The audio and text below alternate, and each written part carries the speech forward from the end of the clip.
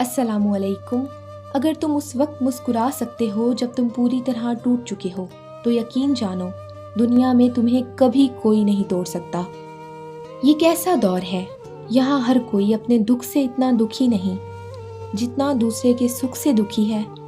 اگر ہم سے کوئی غلطی ہو جائے تو ابلیس کی طرح دلیر نہیں ہونا چاہیے، بلکہ اللہ تعالیٰ سے معافی مانگ لینی چاہیے، کیونکہ ہم ابن آدم ہیں، ابن ابلیس نہیں۔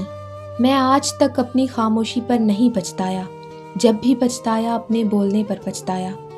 تم اللہ کی راہ میں مستحق کو بھی دو اور اس کو بھی دو جو مستحق نہیں۔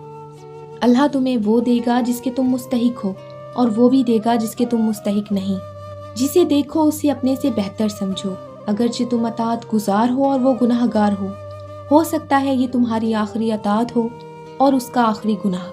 بانٹنے کی عادت اپنائیے، جذبے بھی، چیزیں بھی، خوشیاں بھی۔